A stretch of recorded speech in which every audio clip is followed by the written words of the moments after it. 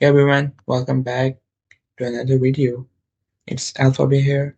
So today we are going to discuss another room on TryHackMe. The room name is Content Discovery, and today we are going to learn the various ways of discovering hidden private content on web server that could lead to new vulnerabilities. So what exactly is content discovery? Firstly, we should ask in the context of web application security, what is a content?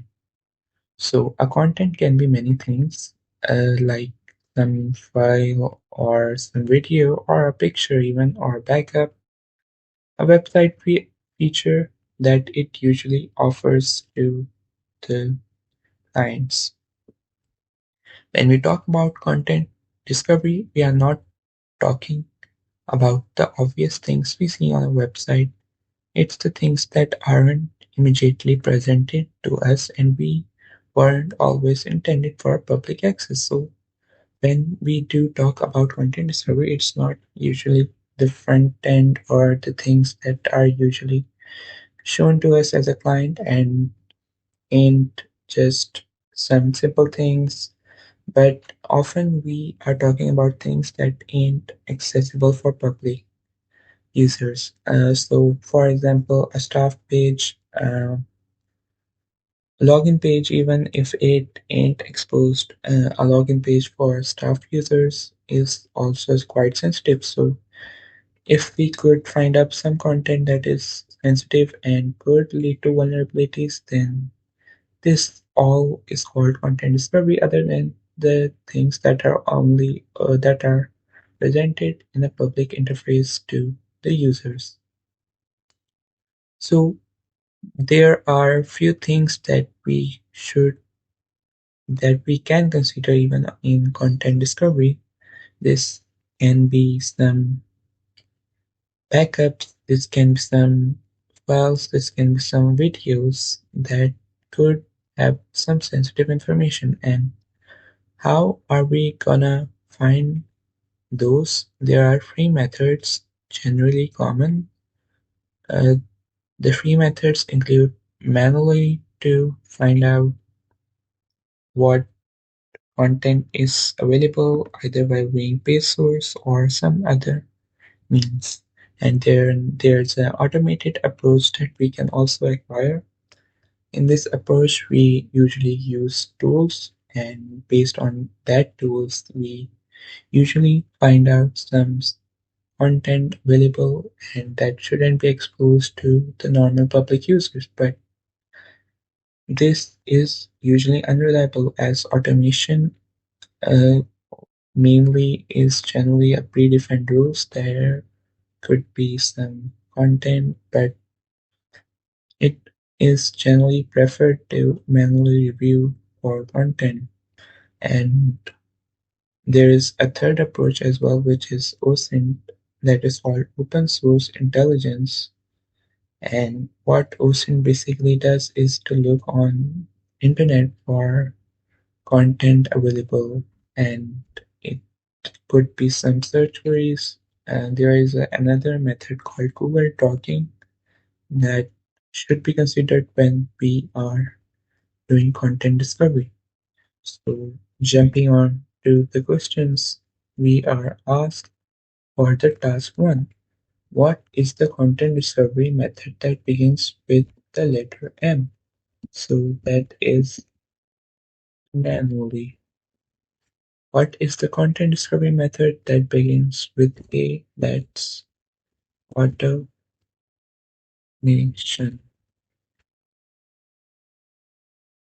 Automated. Yeah. Is the content discovery method that begins with O? That's an open source intelligence, aka OSINT. Now jumping on to task 2. What is what is robots.txt? So firstly, we are going to discuss manual discovery, and the first thing we should consider when we are looking for a web application is robots.txt file. So what is this file? And this file is basically a document that tells search engines which paths should be allowed for the search engines to crawl, and what parts of that particular web server shouldn't be crawled, like which pages should be accessible to the users and which pages shouldn't be accessible to the users. And it can ban specific search engines from crawling the website completely. It can filter out which search engines could crawl up which particular page as well, and which specific search engines could crawl particular directory hosted on the web server. And these pages may be areas such as administration portals or files, like some sensitive data that shouldn't be exposed publicly should be just included in robots.txt, that this shouldn't be crawled up. This file gives us a great information, like if it's saying not to crawl that particular website, so we could get that, okay, this website shouldn't crawl, then this might would contain a lot of sensitive information, and it's a gold mine for penetration testers and ethical hackers. And now there is a demo website to teach us all these concepts and the importance of this content discovery. And this is called ACME IT support. They want to see what should be the content that are shouldn't be exposed to the normal users, and we are hired as a penetration tester in this story. So first of all, let's try to visit robots.txt in our example, and this is basically saying that all user agents are allowed, and all user agents allow all the directories, and what is it saying to disallow this particular directory which is hosted up on the web server, and that isn't allowed is basically this directory. And with that we completed task 2. Then the another information that is also very valuable is the favicon. The favicon is basically what is displayed up over the website. It's basically the logo only. So here under TryHackMe, you can clearly see this is the favicon icon.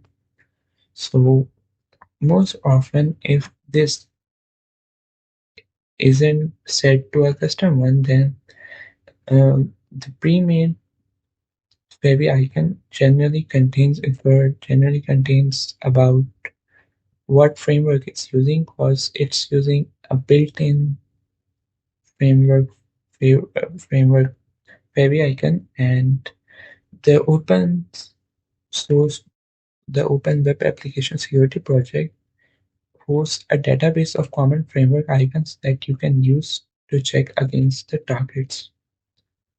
So the OWASP, Open Source Web Application Security Project, generally contains a large database to find out on the base of MD5 hash of that particular favicon to find out if it ain't set to a custom one, which framework is being used on that particular website. And this also is quite sensitive, because if we could find out the vulnerable version, if the version ain't updated for that framework or it has a past common exploit, then we could exploit that. And as a penetration tester, it's our role to inform the company about that exploit. So now coming back to our example, and if we just heard this one, then we should have the framework which is being used up on this website. Moreover, if you could just manually review the space source code, then there are usually anchor tags, and there are some kind of favicons. You can see over there that if you click on this favicon.ico, you would get the SVG file of the framework if it ain't set to the default one, and you could possibly come across what framework is being used. So, oh no, looks like I have to type in manually static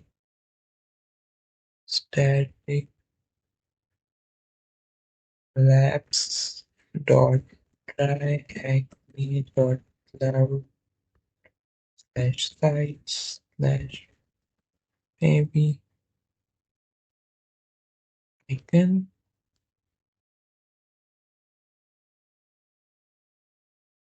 slash images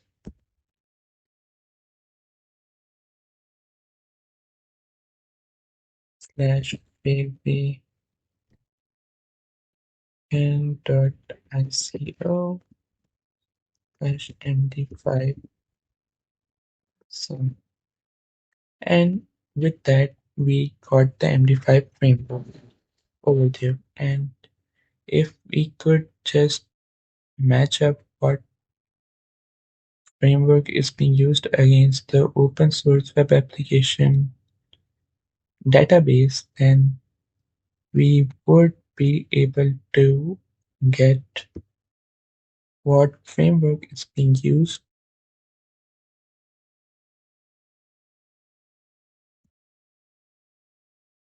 So this framework apparently is being used for this website.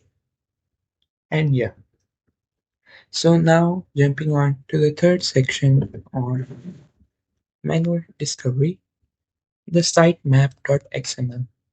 So unlike the robots.txt file, which restricts what search engine crawlers can look at, the sitemap.xml is a file that lists every file that website owner wishes to be listed on a search engine. They can sometimes contain areas of the website that are made more difficult to navigate, or even list some old pages that the current site no longer uses but are still working behind the scenes.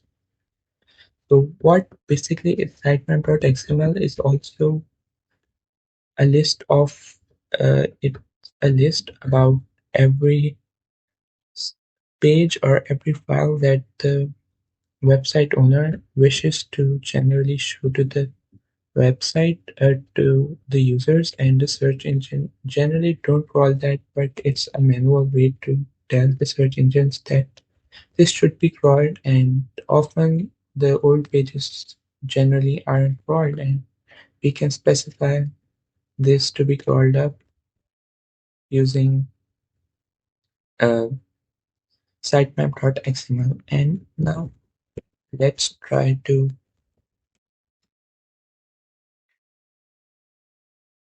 manually see the sitemap of this ACME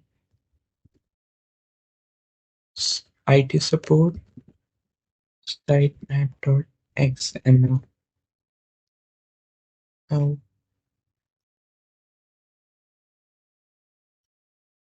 http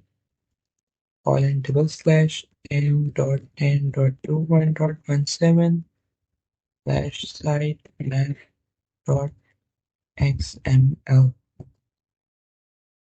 Yeah, so what is the path of the secret area that can be found in the sitemap.xml? So let's try to read this up. And what is the path of the secret area that can be found in the sitemap.xml? Slash news slash article slash context slash customers slash secret area. So yeah, slash secret area. And yeah, now jumping on to the task 5, and another section on manual discovery. It's called HTTP headers. So generally, when we make an HTTP request to a web server, the server returns a space HTTP headers. So, and we know the client server architecture that we as a client request give a web request to a web server and the web server gives a response. So more often in the response there are HTTP headers and these headers contain useful information such as the web server software and possibly the programming or the scripting language which is in use. So for example, the curl, the command line utility which can capture up with the web request and the responses being sent up. So we can see when we specify the V flag, which stands for verbose, and we see that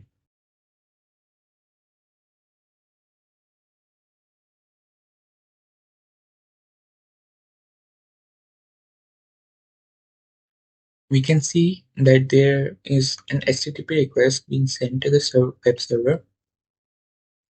There is a GET request being sent, and the HTTP request method and the HTTP protocol was used for the communication, and the version of HTTP was 1.1. The host specifies the IP and the user agent was the user agent that was being used and the accept methods. While when we got the response, we apparently were able to get the server and the framework or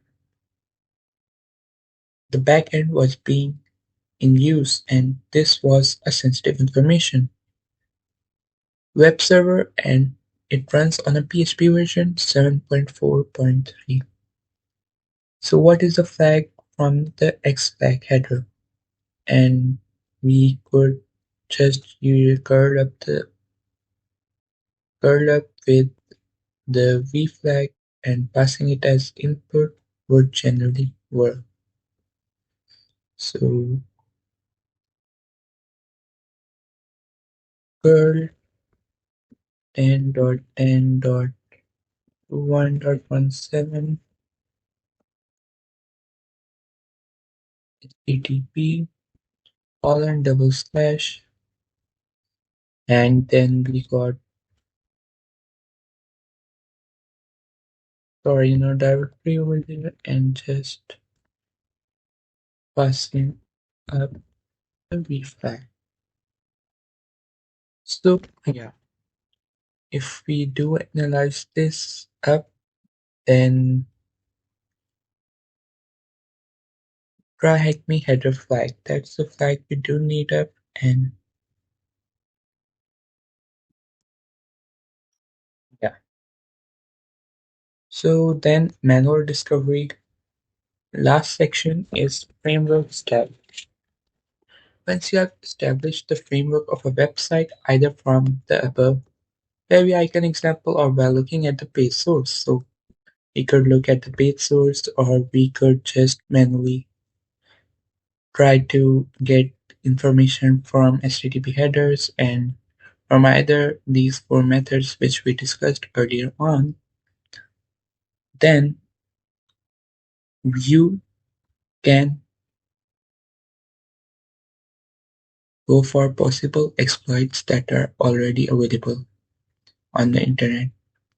We can learn more about the software and other information, possibly leading to more content we can discover. So it's quite possible if the website does generally requires some PHP, then it's possible that some on the back end there might be PHP as well.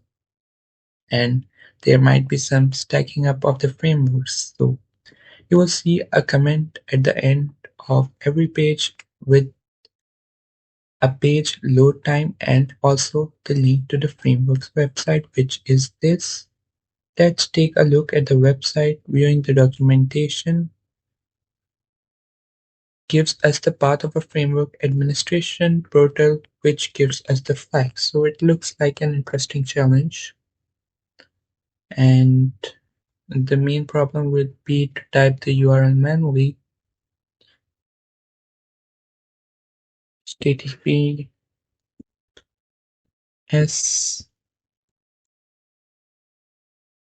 static labs dot tryhackme dot loud slash sites slash tryhackme slash web framework.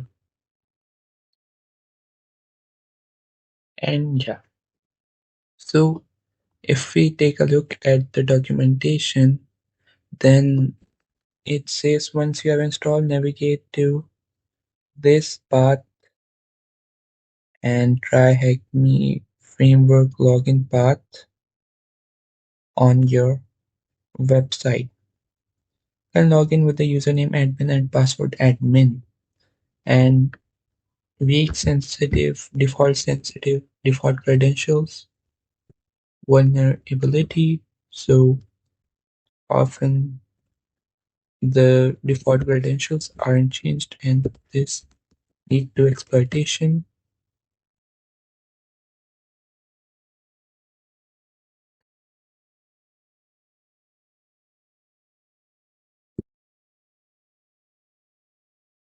So we are presented with the login page. Let's try default credentials, admin. Let's try to log in and change default credentials. So generally always do not use the default credentials. Then with that we covered up the manual discovery. Let's now jump into OSINT or Google hacking or Google Dorking. So Google Dorking is a really important skill when you are looking for content discovery for a particular organization or a particular company or even some individual. So Google Dorking utilizes Google advanced search engine features allowing you to pick custom content.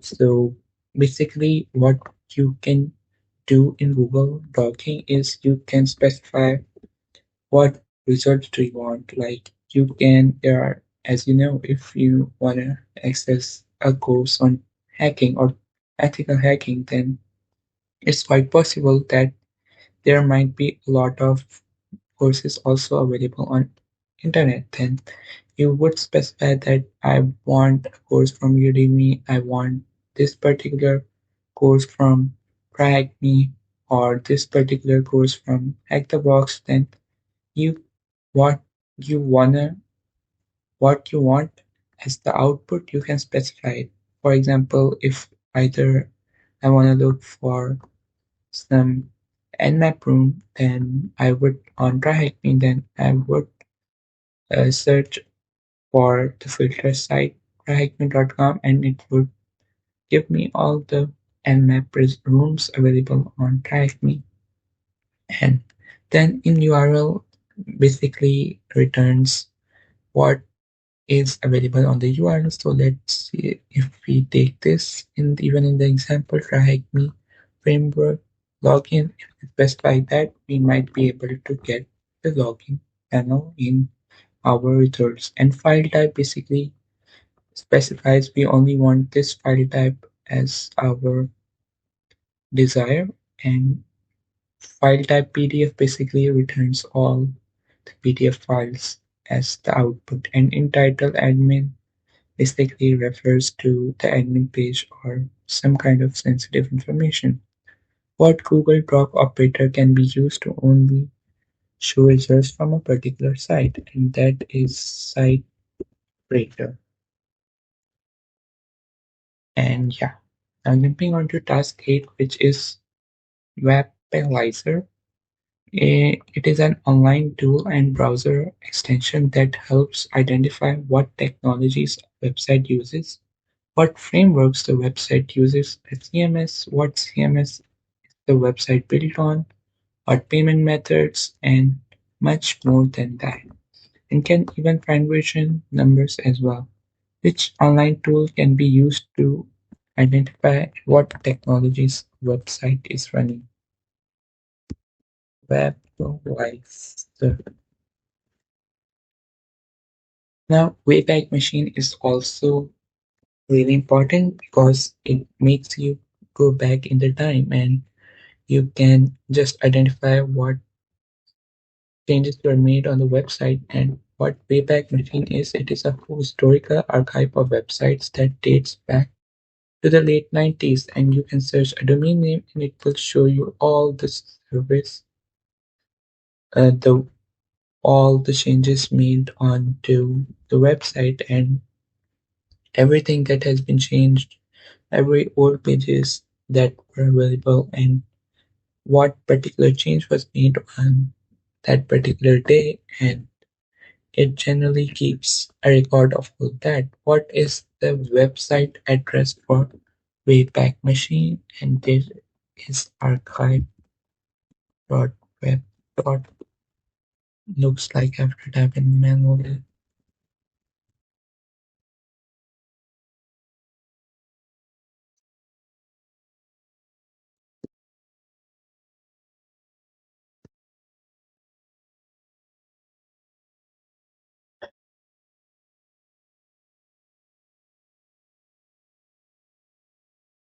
Yeah, so with that, this should be correct.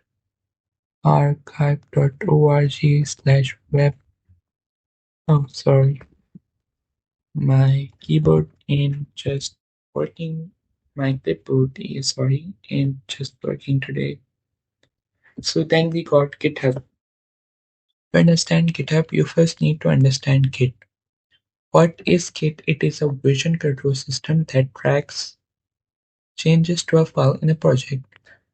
So GitHub is basically a platform where you can publish your source code or pull out some source code on the internet. And when working in a team, it is easier.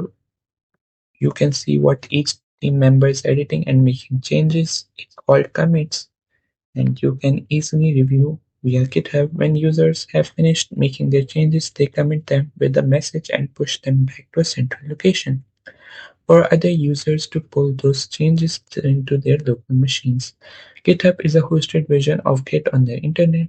Repositories can either be set to public or private and have various access controls.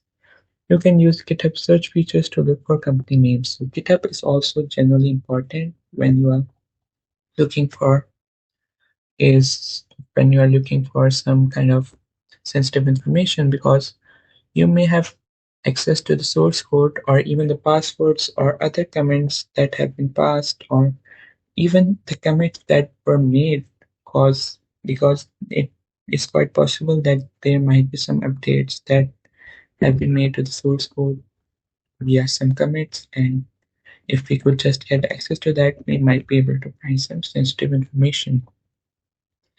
So Git is a version control system, and yeah. Then OSINT S3 buckets. S3 buckets, what is, are basically a storage service provided by Amazon AWS, allowing people to save files and even website content in the cloud, accessible over both protocols HTTP and HTTPS. So the owner of the file can set access permission, either make public files or private, and even writable. Sometimes these access permissions are incorrectly set, and even the public ones can lead to some sensitive data. The format of is S3 bucket is this, where name is decided. What the URL format to Amazon S3 buckets ends in, so it ends in .s3. Amazon AWS, oh sorry, .s3 dot Amazon AWS, Amazon AWS.com Yeah, so then automated discovery. What is basically automated discovery is a way to find the content via automation, via some tools. And automated discovery is the process of using tools to discover content rather than doing it manually. So you are gonna using tools for discovering content, and there are a couple of tools that you can use. So there are automated tools like Fluff, there are automated tools like GoBuster, there are automated tools like DirectoryBuster, which can help us in finding what directory is available, and generally we use a word list. What are word lists? These are commonly used file names, commonly used password names, and often they are discovered by some attackers by exploiting some of the known and really used databases. So one of the most common word list is SecList, and it contains really some great content about possibly possible directories and paths that can be available on a website. And generally, the common naming mechanism, like the login page, would be in the path/login. What is the name of the directory beginning that was discovered? So we are gonna can use directory buster. We can use Fluff. I would go with FullBuster because I prefer it more. You have to use the S flag in order to overcome all those nasty output in Fluff, but it's the choice of the opinion. Most generally do find out more comfortable in Fluff than in Directory Buster or even the Google Buster. So first we would specify what automated tool we are going to use, and then we would specify what are we discovering at. Then we would specify two flags, the URL flag to the Google Buster, and the URL is https 10.10.21.17, and then the W flag basically says which word is to be used for the content discovery. Word list slash, then we are gonna use segments, I guess, like this slash discovery slash web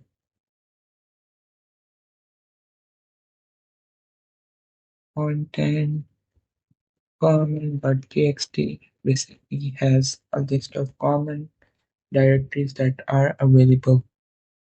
Unable to connect, so I looks like we are gonna use HTTP protocol, as HTTPS is more secure. And we can find out what is the directory name. It's monthly. Oh, sorry, monthly. What is the name of log file that was discovered? So development.log was discovered. Dash development.log was discovered. And with that, we completed our room. I hope you enjoyed that. Keep learning, stay anonymous, and until we meet again.